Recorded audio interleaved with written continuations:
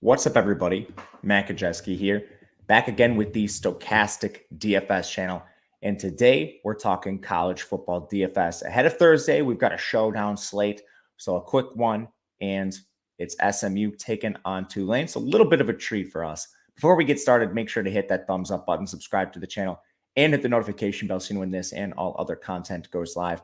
We're also brought to you today by Prize Picks. And if you've never heard of Prize Picks, you're making lineups with player props, overs, unders, rushing yards, touchdowns, you name it, they have it. And they also have multiple sports. It's not just college football. There's NFL, NBA, NHL, and you can mix and match those props across sports in your lineup. And better yet, if you click the link in the video description below, you'll get a first match deposit bonus up to $100 and one free month of Stokastic Plus Platinum. So make sure to check them out. All right, bringing you to our data usage tool. We're going behind the scenes here, talking our one game. And right off the jump here, I don't know what FanDuel did with their pricing, but a lot of players are not in their player pool. So we'll see if this gets updated. But for now, I did not see Trey Siggers, Preston Stone, Ben Redding. These players are injured. So take that for what it's worth. Maybe they get updated. Maybe they don't. The game itself, we have a 3.5-point spread in favor of Tulane, a 65 total here. Should be a fast game, up-tempo game for the most part, with SMU ranking 7th in pace, 52.5% pass rate. We've got Tanner Mordecai as the signal caller, averaging 306 passing yards per game on 36 attempts. He's been very efficient. Rushing, he has 105 cumulative yards this year, and it's going to be a slightly more difficult matchup than what he's faced in recent weeks. Tulane only allows 4.1 yards per rush attempt, 6.3 yards per pass attempt, so it's definitely one of the tougher matchups, but the total's still high, which should give us some confidence in Tanner Mordecai overall. He's one of the best captain plays in a vacuum on the entire slate, and there's enough cheap plays, I think, to get him. Now, once we get beyond him at the quarterback position, things get a little dicey. We've got Tyler Levine at running back. We've got Kamar Wheaton at running back. We haven't seen Trey Siggers play in multiple games. He's not been ruled out for the year. So just because he hasn't played in multiple weeks doesn't mean he won't make an appearance here or there. They've ruled out other guys for the season, Jake Bailey. They've ruled out Bo Corrales, but we don't know about Siggers. I think he probably returns at some point. Just don't know if it's this game. If he returns, he should be the lead back. He was prior to the injury. Then it's been very difficult to evaluate this running backfield on a week-to-week basis. Velton Gardner has been the lead back at times. He's actually second on the team in touches. Tied for the team lead in touches with Tyler Levine. But recently, that has not gone his way. We saw Tyler Levine with a 25-carry game 2 weeks ago. Last week, he was on the field a lot still, but 17 carries. Kamar Wheaton, he carried 14 times. Now, the 25-carry game I referenced where Levine was the pure bell cow, Kamar Wheaton was out. He had an illness. And when he returned last week, it was more of a timeshare. So I don't think this is going to be a feature back for one player or another. It's going to depend on the injuries. Worst case scenario, we have 5 guys active. That depends on Siggers. I think best case scenario would be 2, which is unlikely. So to me, it's going to be some sort of a split between Levine, Kamar Wheaton, and Velton Gardner. Ranking them based on price, Wheaton's really cheap. So it's hard not to rank Kamar Wheaton number 1 with that $3,300 price tag. 2 would be Levine for me at 51. Last would be Velton Gardner. And we'll see who plays beyond that. They do have TJ McDaniel active as well, but he's kind of taken a back seat. Pass game, Rashee Rice is the pure alpha for this team, averaging 115.5 yards per game on 13 targets. He makes sense in the captain. I think it's kind of a 2 or 3 horse race. We'll talk about some Tulane options, but I think Rashee Rice and Mordecai are your top 2 captain options. And they're kind of interchangeable because their prices are not very different. Once you get beyond that, Jordan Curley is the clear wide receiver 2 right now. His routes do reflect this. 9 targets last game. He's now seeing a lot of opportunity, averaging 6.7 targets per game over his last 3 contests. So it's actually pretty consistent for Jordan Curley overall.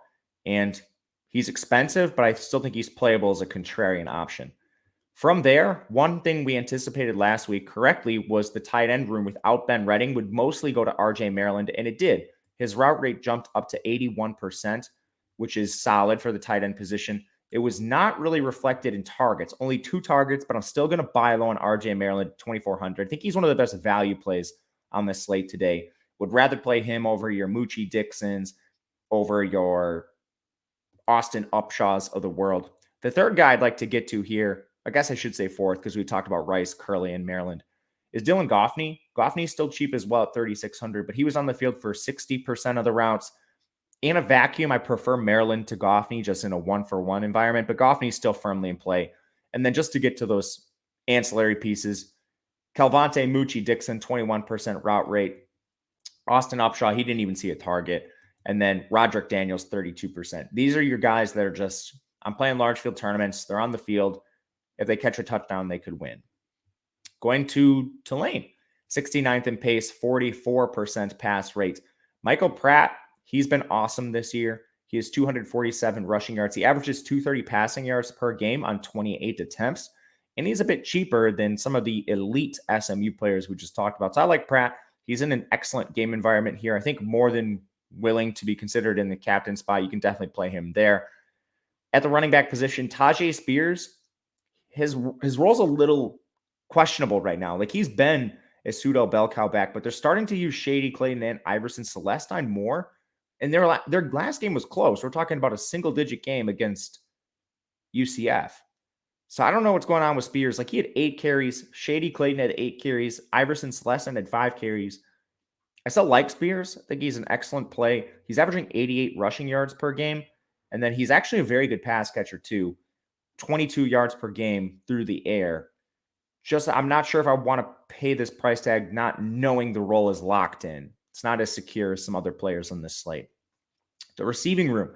Holy smokes, this is tough to evaluate. You've got Deuce Watts and Jaquan Jackson, your top 2 receivers in terms of yardage. Jaquan Jackson, he has 415 yards. Deuce Watts, 405. But the target leader, Day-Day McDougal, 40. He only has 242. Shea Wyatt, third on the team in targets. He is actually very secure too, 419 yards. I didn't include his name in that 400-yard category, so let me rephrase. You have 3 receivers above 400 yards, Deuce Watts, Shea Wyatt, and Jaquan Jackson. So with a team that uses 5 receivers, 6 if you include tight end Tyreek James, I like to defer to the routes. And we've seen a bit of a trend over the last couple of weeks, which I'll lay out for you guys. At receiver, so you've had Day-Day McDougal, Dewan McDougal. He's led the team in targets through most of the year. He's now tied with Watts. His routes have dropped. He is a 43% route rate on the year. Last 2 games, 42%, 32%. Deuce Watts is locked into routes. No concern with him. 59% route rate on the year. He had a 67% route rate and 55% route rate over the last 2 games. Shea Wyatt's locked in 58%, 61% over the last 2 games. And then Jaquan Jackson, his have been a little more volatile. So we talked about him in this category, 33% up to 66%, which is positive if you're looking at the recent sample. Then you have your ancillary pieces. We talked about McDougal already, but Lawrence Keys, 33% of the routes, 43% of the routes. And lastly, Tyreek James, he actually might have the best route rate right now, 86% to 61%. Those are really good numbers for tight end Tyreek James. Not reflected in the targets. He had a 7-target game and then just 1 last game, but he's firmly in play here. As far as the pricing for this goes, we talked about the top 3 options in Watts, Wyatt, and Jaquan Jackson. The cheapest of these is Wyatt. So he makes the most sense if you're just trying to save salary. Jaquan Jackson's not very much more expensive, $6,900 compared to $63,000. Deuce Watts is not going to be owned because this price is just exorbitantly high for his role. And then I think you're looking at Lawrence Keys, Day-Day McDougal as your punts. Tyreek James at 42, also very strong price-adjusted play. But that'll do it for the showdown slate. Let me know what you guys think in the comments section. Make sure to leave that, and I'll make sure to get back to you. Otherwise, you can reach out on Twitter. I'm at Matt_Kajeski. Otherwise, thanks for watching, guys. We'll see you again next time.